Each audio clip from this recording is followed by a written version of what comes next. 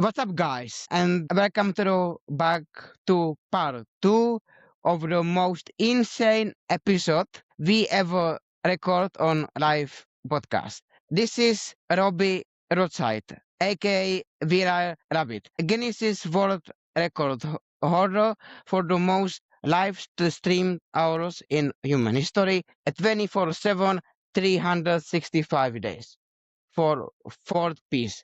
One binary Orthodox Rabbi and architect of the biggest real-time data archive on internet.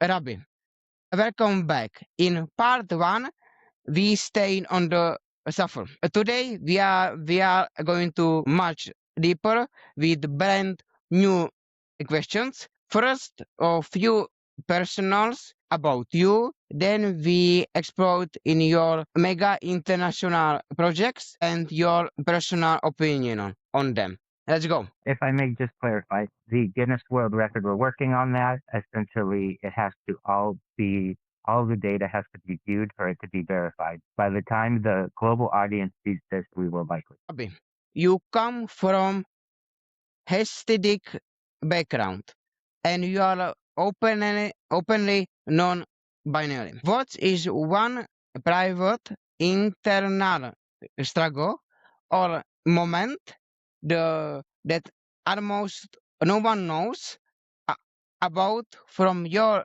journey building this 24/7 empire?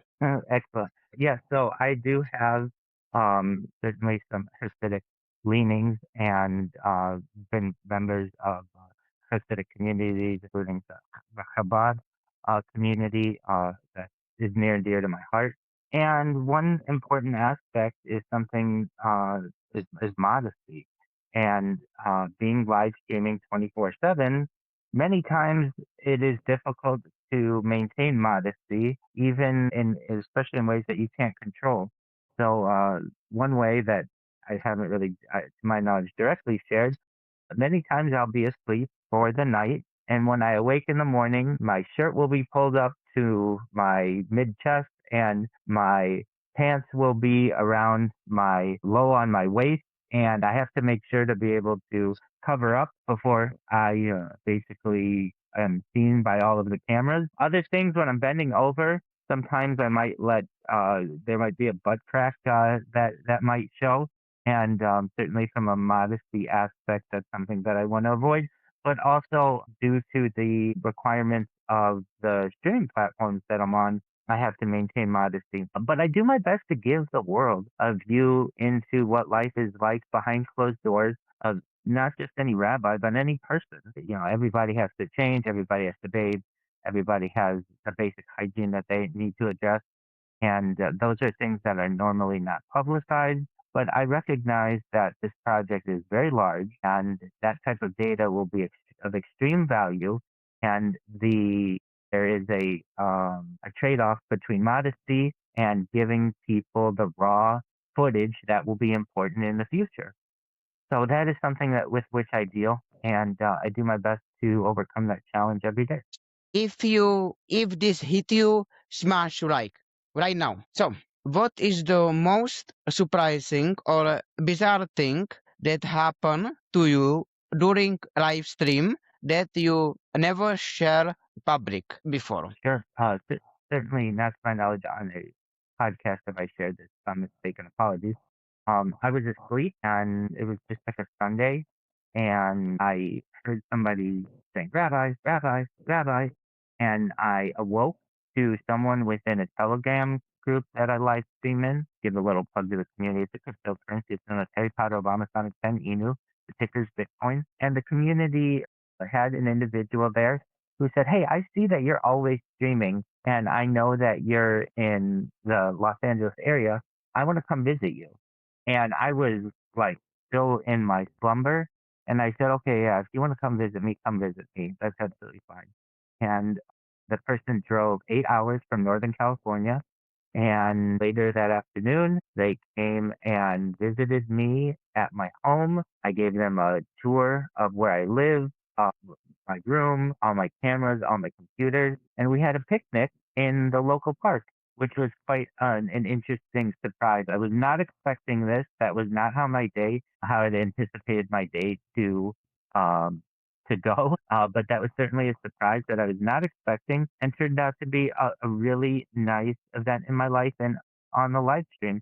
And so I would say that's probably the most surprising thing. I'm sure there are some other things that aren't coming to mind right now, but that was something that I was not expecting and was absolutely surprising. Nice. That was must be nice. So the next question is: Do you ever have moments of doubt or feeling the enormous weight of your mission when no one is watching? Great question. I don't doubt it. I know if I do this for a long enough period of time, it has the potential to be the biggest event in global history. And so that's very motivating to me.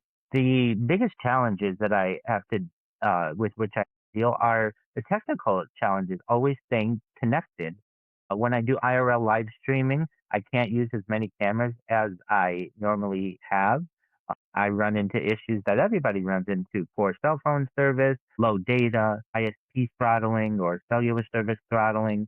Those are all very frustrating. And then, especially with the computers that I use, many times I get app crashes. We can occasionally get, like a power outage or a Wi-Fi outage. Whenever anything like that happens, backups, basically GoPros that I use to be able to upload any kind of um, data or video just to have backup. Those are some frustrating things to me. But I know that if I'm able to continue with each day, my influence grows. More and more people find out about my project. More and more people are positive about my project. 99% of the people who hear me and give me an opportunity to tell them about what I do are absolutely. And that 1%, you're always going to have doubters or detractors, but people tell me to keep going. This is a really important event in global history. It's why we have thousands of people in our Discord. It's why I have tens of thousands of people who follow me on social media. There are reasons why people are attracted to this project and the opportunity that it may have in the future to be able to unite people and unite the world. Yeah. I have a question who just pop up in my head. What if your power, like electrician, go off? Yeah, so this occasionally happens. Unfortunately, there are some battery backups, so I don't really generally have to deal with that too often. But like a few years ago, Southern California Edison had to do like a full-on grid shutdown for a few hours. And when that happened, I just live streamed from my vehicle and drove to my local kosher market and just did IRL streaming until the power was fixed. And I also have that backed up on GoPros. So I do my best to be able to adapt as best as possible. Nice. So right now, let's talk about your actual mega international projects. Absolutely. What are chat chat continuous Yeah. human activity data and chat one continuous human data in exactly? What is your personal opinion on why these are the most important projects happening on the planet right now? Excellent question. So yes, the two projects in particular are continuous human activity data and continuous human data infrastructure. The infrastructure is essentially the collection of all of the cameras that I have and the fact that they're going 24/7. The activity data is what I do. Many times this has been called behavioral data. But what these cameras are tracking and recording are not just my behaviors, not just my encounters with people, not just my day to day activities, but micro behaviors that really we haven't been able to archive in the past, or at least study in the past on one individual.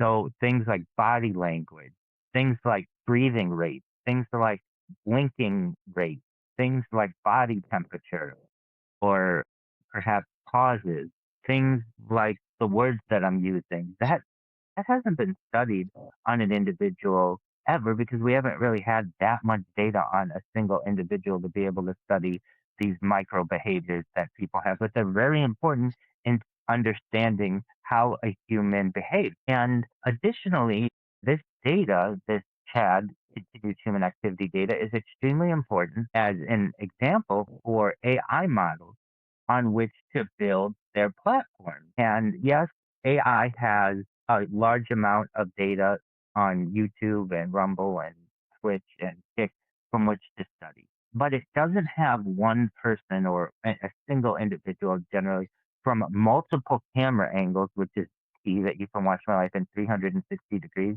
over the course of years to be able to study.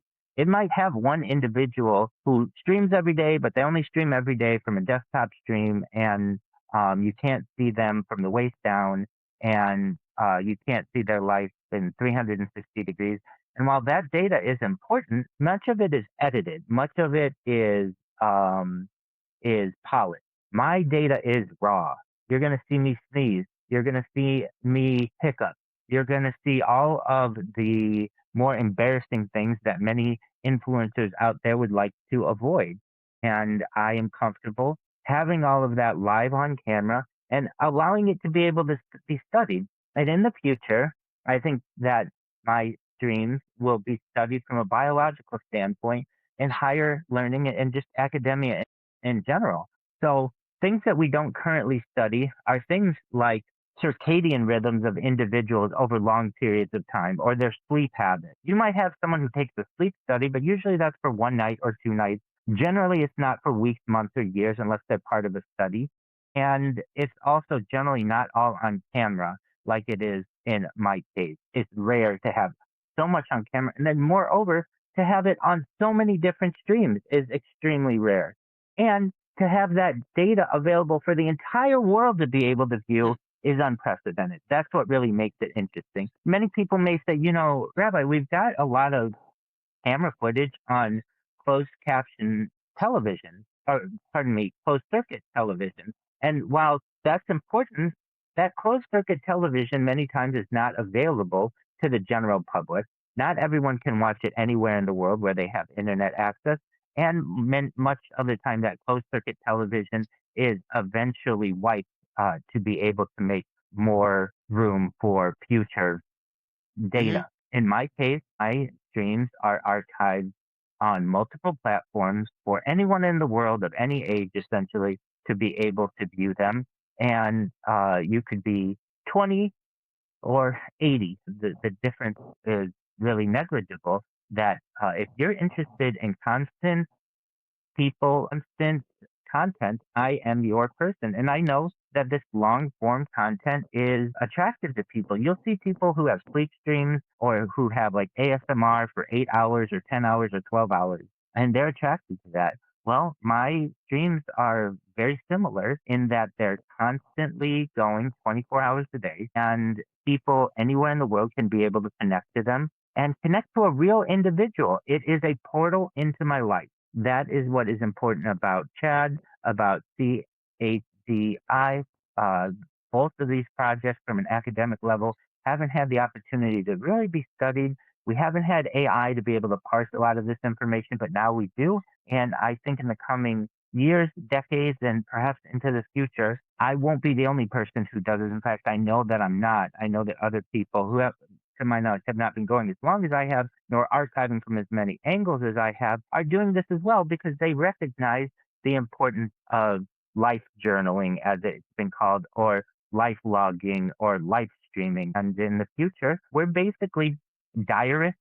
People of the past, in the past, would have called us diarists. People would write in a diary, or journalists, people who would write in a journal. But we just use the camera as our medium, which is extremely exciting. Mm-hmm. Next, whatever. Like if you are hype, right? If you are hype like this. So, how do chat and chat I? Sorry, I just said just chat one. Sorry, so chat I actually work on a global scale. What kind of rare data are you capturing 24/7 from around the world? Excellent. So it's personal human data on one individual self, but then it's also global news as well. 24 hours a day, 7 days a week, 365 days a year, I stream the news. So it's really a timeline or a time capsule of what's going on in global events. People can literally use my stream as a timeline or time capsule of what's going on globally. You can go to any moment of any day of my life or my stream for the last more than 4 years and know not just what was going on in my life, but what was going on in world events.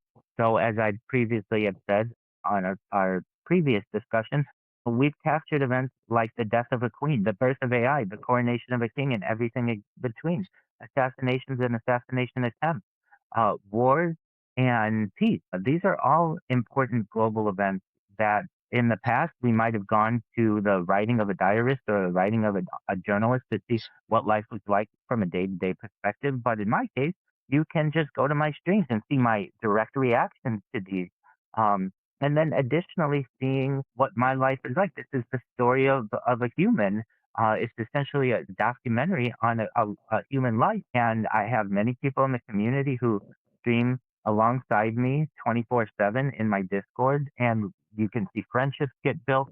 We have had the opportunity to, as I previously said, the birth of AI. I've been live streaming longer than large language models have been available to the general public. I've Thank been you. live streaming since 2021, and large language models generally find their birth, at least given public access to the general public, in 2022. I was an early adopter of ChatGPT in 2022, in November of 2022, and was a user when it was launched full scale November 30th, 2022. We've been able to see the differences that it's made in people's lives, how large language models have made our lives easier and also made many people's lives more difficult because it's replaced their positions. And we've been able to see the world adapt. Additionally, my streams go back to the pandemic. So I've actually given people a portal into what life was like day to day during the pandemic. And not many people have that type of archive for That's future true. generations to be able to study. And there are other aspects of the stream that we can't even quantify, like perhaps in the future, 3D modeling, use of virtual reality and augmented reality. People, if they want in the future, may be able to live my life in some type of augmented reality or virtual reality, just like a video game, and go through all of the actions that I go through on a daily basis. They may be able to put themselves in my world. That's really exciting. And there are just the sky's the limit when it comes to what AI is going to be able to parse from this and the data that will be gleaned. So from a CHAD and continuous human data infrastructure standpoint, we don't even know the opportunities that may exist in the future. I just know that I'm providing the raw data for it to be studied. Beyond your own projects, what other major international mega projects around the world do you follow or respect the most? Excellent. For anyone watching, if people are like, so Rabbi, what do you like to talk about? It's futurism, it's these types of mega projects. I enjoy talking about things like anti-gravity, antimatter, faster than light travel, faster than light communication, things like space tourism, space elevators, teleportation, Santa Claus machines, also known as replicators, things that you might see in science fiction or things like Star Wars or Star Trek. Those are fascinating to me. De-extinction. People don't know this, but the first successful de-extinction took place in the year 2003 with the Pyrenean ibex, which was a goat located in northern Spain, southern France. Fast forward to the year 2021, a company out of Dallas, Texas, founded known as Colossal Bioscientific. They've made it their goal that within the next 2 years, or by the year 2028, to reintroduce the woolly mammoth into the Arctic Circle, which I just think is an amazing opportunity. Following the reintroduction of the woolly mammoth, they want to reintroduce the Tasmanian tiger, followed by the dodo bird. These are fascinating events that I don't feel are given enough discussion, and it's my privilege to be able to archive them. In addition to those types of subjects, I'm fascinated by mega projects, and I am someone who likes to talk about things that unite us as a people, as opposed to that which divide us. So some of the mega projects that are of particular interest to me are things like a Bering Strait tunnel. For those who don't know, the Bering Strait is the waterway about 51 miles or so between Russia, far eastern Russia, and far western Alaska. It's a treacherous area. But this is essentially the land bridge that early humans used to travel from Asia to North America that now has a water strait in it that has a lot of seismic activity and climate issues. I am an advocate for the world to be able to at least research the creation of a Bering Strait tunnel, essentially a tunnel from Asia to Alaska that would allow both rail and perhaps cars to be able to travel intercontinentally. Now, I do know that there are major challenges in this, including financially and from a climate and seismic issue, but I'm a big scale thinker. And so I'm not thinking this will be done in the next 5 or 10 years, but perhaps in the next 50 to 100 years or 500 to 1,000 years. I would Hmm. like to see this type of project take place. So it's not, in my opinion, it's not necessarily a question of if, but when. And I think that in addition to revolutionizing the global economy, this type of corridor system will help to unite both Eurasia and Africa in addition to North and South America. And these are important global ties that I'd like to see united. Additionally, I'm an advocate from an environmentally friendly way of clearing the 100 or so miles that are needed in the Darien Gap. For those who don't know, the Darien Gap is an area of southern Panama and northern Colombia that is the last small area that needs to be cleared for the Pan American Highway, meaning you would be able to drive from the very tip of Argentina all the way to the very edge of Alaska Hmm. without needing to take a ferry. And many people say, well, there are environmental concerns, and I recognize this. Many other people talk about it's very dangerous with the Darien Gap, and cartels basically run the transportation in that area. And I'd like to give the power to the people there. And I think this would help this clearing of this and building this, the remainder of the Pan American Highway would unite North and South America from a way that we've never had previously. Other types of things that I find very interesting are perhaps Gibraltar Strait Tunnel. This is a tunnel from Spain to Morocco that would link Europe and Africa beneath the Mediterranean. Again, many times people want to say the challenges that exist are seismic or it'll never happen. Well, many people thought the same with the channel hundreds of years ago with between the English crossing the English Channel between England and mainland continental Europe. But this happens. It just takes time. It takes effort, and it takes people talking about it. And it's how realistic it is. Another great opportunity is perhaps the Strait of Malacca Bridge, Malaysia, Indonesia.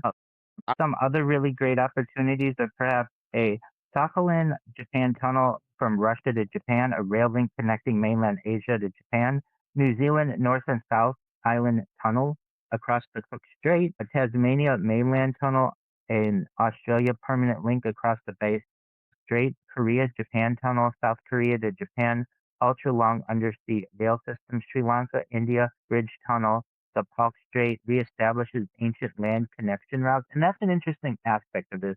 Many of the areas that we're talking about were once connected via land. So many times they're not that deep. And additionally, we're just relinking something that was previously somewhat normal on the Earth. Some other types of mega projects of which I'm an advocate are things like a space elevator, basically allowing people, perhaps around the equator, to be able to ship things and transport things into space into geospatial orbit without the need of rockets. This is something that I'd like to see, a challenge that I'd like to see overcome. Other things, maybe some bigger projects, are things like a transatlantic tunnel from New Yeah, York to London or New York to Paris, something like that. These are that, all I find to be fascinating, and that's perhaps very we'll be able to see fascinating. them in the future. But the time is running out. Absolutely. So guys, thank you for watching. Turn off notification. You don't miss part 3 because we are going to part 3. Rabbi, thank you once again. Stay Excellent. legendary Thank you. and see you on the next one.